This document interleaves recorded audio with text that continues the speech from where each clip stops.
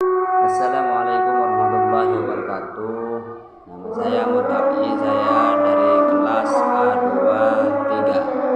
Saya akan mempresentasikan tentang konsep dasar perencanaan pembelajaran dari mata kuliah perencanaan dan metode pembelajaran dosen pengampu Bayu Sukma Anggara.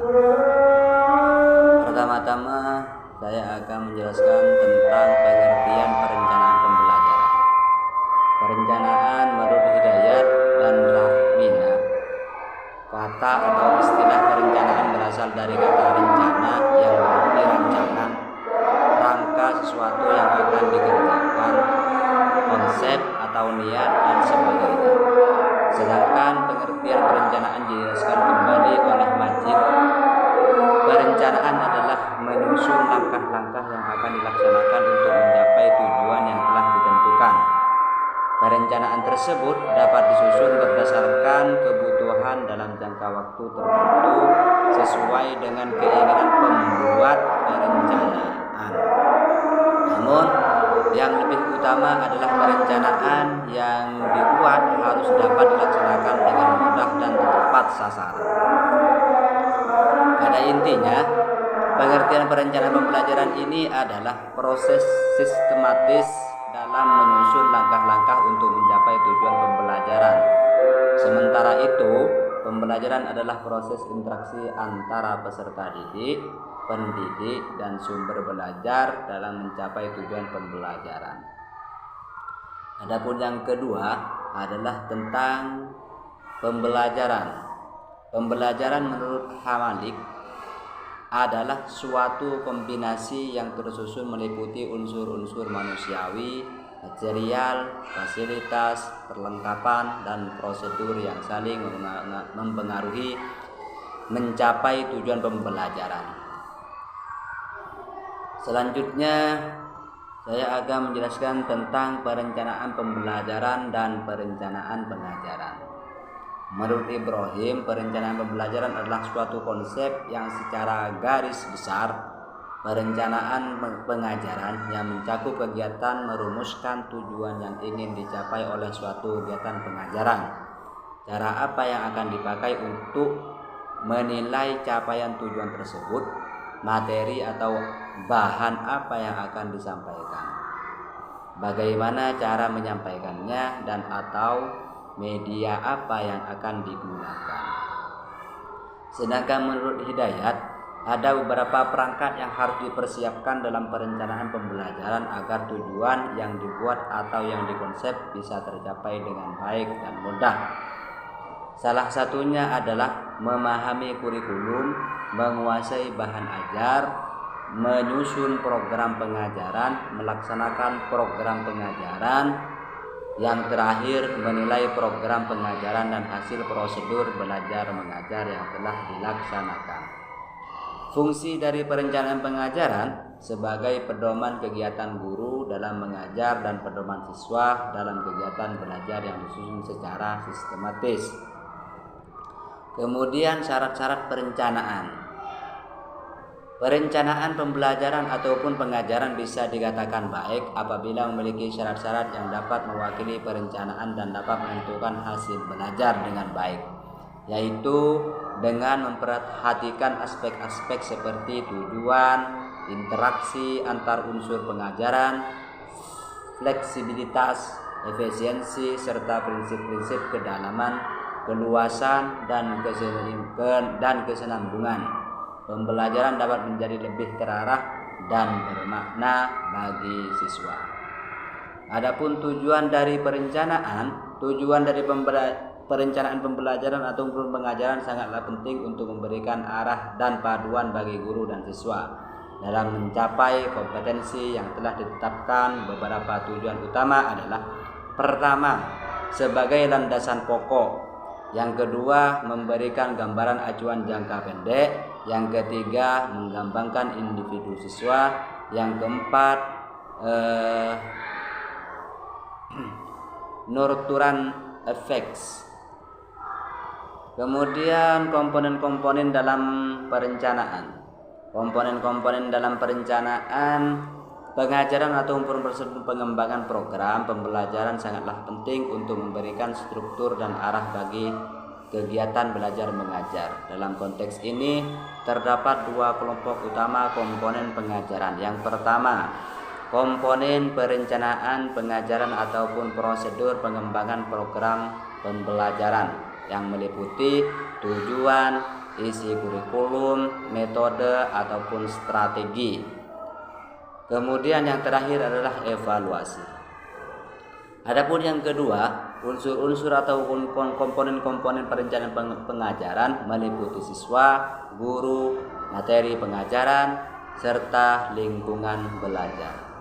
Manfaat perencanaan pengajaran, di sini manfaat perencanaan pengajaran memiliki pertama petunjuk arah, yang kedua pola dasar pengaturan, yang ketiga pedoman kerja, yang keempat adalah alat ukur efektivitas, yang kelima penyusunan data dan keseimbangan kerja, yang keenam menghemat sumber daya. Desain pembelajaran berbasis kompetensi. Pendidikan berbasis kompetensi menitik beratkan pada pengembangan kemampuan untuk melaksanakan tugas-tugas tertentu yang sesuai dengan standar performansi yang telah diterapkan. Rumusan ini mengacu pada upaya penyampaian individu agar mampu melaksanakan perangkat kompetensi yang harus mengandung 4 unsur pokok. Yang pertama, pemilihan kompetensi yang sesuai. Yang kedua, spesifikasi indikator-indikator evaluasi untuk menentukan keberhasilan pencapaian kompetensi. Kemudian yang ketiga, pengembangan sistem pengajaran. Yang keempat, penilaian. Adapun komponen materi pokok pembelajaran berbasis kompetensi meliputi kompetensi yang akan dicapai. Kemudian yang kedua, strategi penyampaian untuk mencapai kompetensi. Yang ketiga, sistem evaluasi ataupun penilaian yang digunakan untuk menentukan keberhasilan siswa dalam mencapai kompetensi. Selanjutnya saya akan menjelaskan tentang media pembelajaran. Pengertian media. Media berasal dari bahasa Latin yaitu medius, yang secara harfiah berarti tengah, perantara atau pengantar, menurut Arsyad 2000 tahun 2000. Sedangkan menurut Arif Sardiman mengemukakan arti dari media adalah perantara atau pengantar pesan dari pengirim ke pengirim pesan. Sedangkan menurut Rohani menjelaskan pengertian media adalah segala sesuatu yang dapat diindra yang berfungsi sebagai perantara ataupun sarana alat untuk proses komunikasi. Selanjutnya, Hamidiyah menjelaskan pengertian media sebagai semua bentuk perantara yang digunakan oleh manusia untuk penyampaian ataupun penyebaran ide, gagasan ataupun pendapat, sehingga ide atau gagasan pendapat yang dikemukakan itu sampai kepada penerima yang dituju. Kemudian fungsi dan manfaat. Media pembelajaran merupakan unsur yang amat penting dalam proses pembelajaran selain metode pembelajaran. Kemudian yang kedua, komponen pembelajaran, metode dan media saling berkaitan. Pemilihan salah satu metode pengajar tertentu akan mempengaruhi jenis media pengajaran yang digunakan. Kemudian fungsi media pembelajaran menurut Sanjaya 2013 sebagai berikut. Pertama, menangkap suatu objek ataupun peristiwa-peristiwa tertentu, di mana peristiwa-peristiwa penting yang objek ataupun yang langka dapat diabadikan dengan foto, film, atau direkam melalui video atau audio manakala diperlukan. Jadi, guru dapat menjelaskan proses terjadinya gerhana matahari yang langka melalui hasil rekaman video, atau bagaimana proses perkembangan bayi dalam rahim. Demikian juga dalam pelajaran lainnya, seperti guru dapat menjelaskan bagaimana terjadinya peristiwa proklamasi melalui tayangan film dan lain sebagainya. Kemudian yang kedua dari fungsi media adalah memanipulasi keadaan peristiwa ataupun objek tertentu melalui media pembelajaran. Jadi guru dapat menyajikan bahan pelajaran yang bersifat abstrak menjadi konkret sehingga mudah dipahami dan dapat menghilangkan verbalisme. Misalkan untuk penyampaian bahan pelajaran tentang sistem peredaran darah pada manusia, maka dapat disajikan melalui film. Selanjutnya yang kedua, menambah gairah ataupun motivasi belajar siswa. Penggunaan media dapat menambah motivasi belajar siswa sehingga perhatian siswa terhadap materi pelajaran dapat lebih meningkat. Sebagai contoh, sebelum menjelaskan materi pelajaran tentang polusi, untuk dapat menarik perhatian siswa terhadap topik tersebut, maka guru memutar film terlebih dahulu tentang banjir atau tentang kotoran limbah industri dan lain sebagainya. Kemudian fungsi media yang keempat adalah memiliki nilai praktis. Selanjutnya tentang karakteristik menurut Gerlach dan Eli, sebagaimana dikutip oleh Arshad pada tahun 2000, mengemukakan 3 ciri media pembelajaran yang menjadi petunjuk mengapa media digunakan dan apa saja yang dapat dilakukan oleh media yang mungkin guru tidak mampu ataupun kurang efisien. Pertama, ciri fiksatif. Ciri ini menggambarkan kemampuan media untuk merekam, menyimpan, melestarikan dan merekonstruksi atau peristiwa objek. Kemudian yang kedua adalah ciri manipulatif. Jadi media memiliki ciri manipulatif yang memungkinkan transformasi suatu peristiwa ataupun objek, misalnya kejadian yang memakan waktu berhari-hari. Selanjutnya yang ketiga, ciri indistributif. Ciri distributif ini memungkinkan suatu peristiwa atau objek ditransformasikan melalui ruang dan disajikan kepada sejumlah besar siswa secara bersamaan dengan stimulus pengalaman yang relatif sama. Klasifikasi. Jenis media pembelajaran yang pengklasifikasikannya bahwa media pembelajaran memiliki berbagai kelebihan dan keterbatasan, serta tujuan penggunaannya yang berbeda-beda. Media pembelajaran dapat dikelompokkan menjadi beberapa kategori. Pertama, media cetak, termasuk buku, teks, lembaran, penuntun, brosur, dan lain sebagainya. Kemudian media panjang seperti papan tulis, papan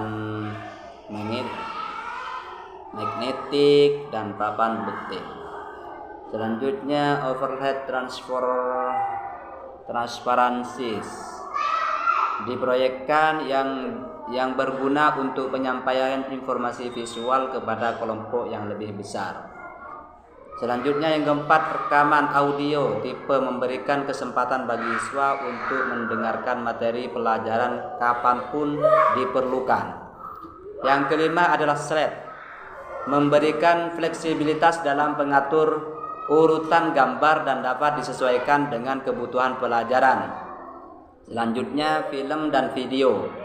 Film dan video ini menyajikan informasi dalam format visual yang menarik.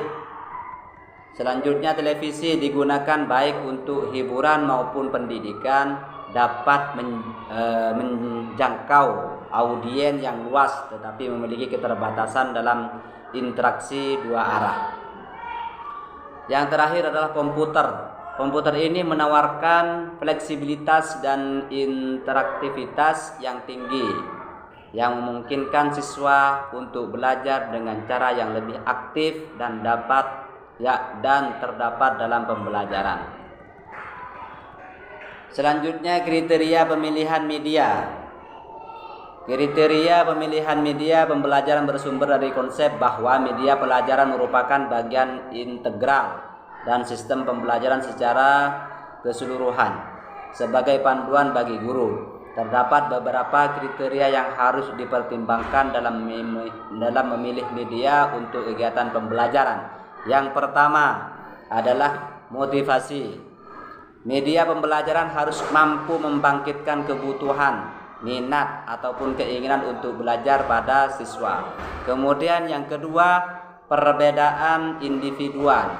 Jadi siswa belajar dengan cara dan tingkat kecepatan yang berbeda. Oleh karena itu, penyajian informasi melalui media harus disesuaikan dengan tingkat pemahaman siswa serta memperhatikan faktor-faktor seperti kecerdasan siswa, kemudian tingkat pendidikannya, kepribadiannya, dan gaya belajar. Selanjutnya, tujuan pembelajaran.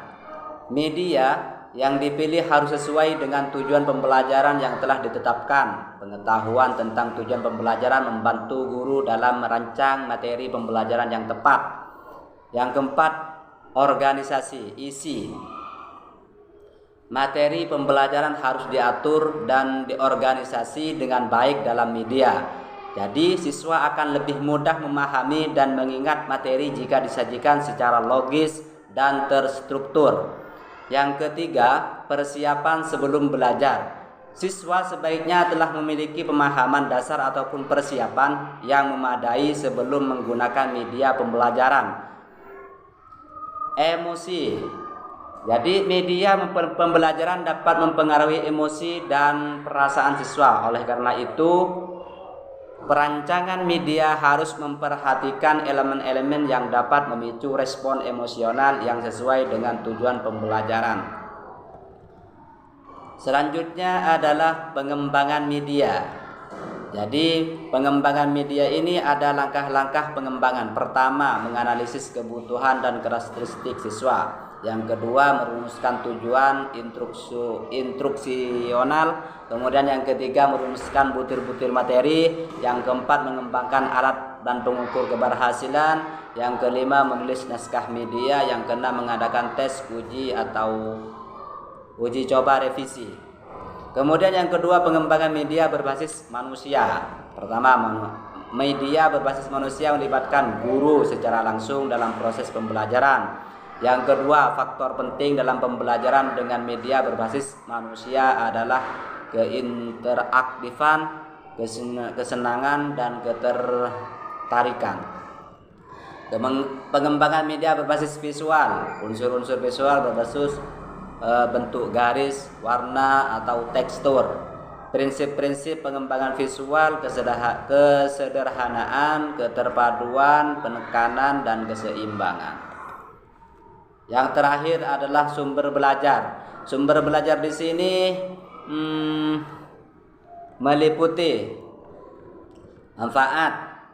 manfaat dari sumber pelajaran. Pertama, pengalaman belajar konkret. Yang kedua, penyajian hal yang tidak memungkinkan diakses langsung. Yang ketiga, memperluas cakrawala sains. Yang keempat, memberikan informasi akurat dan terpadu. Yang kelima, membantu pencegahan masalah pendidikan. Yang keenam, memberikan motivasi positif. Yang ketujuh, merangsang berpikir kritis dan positif.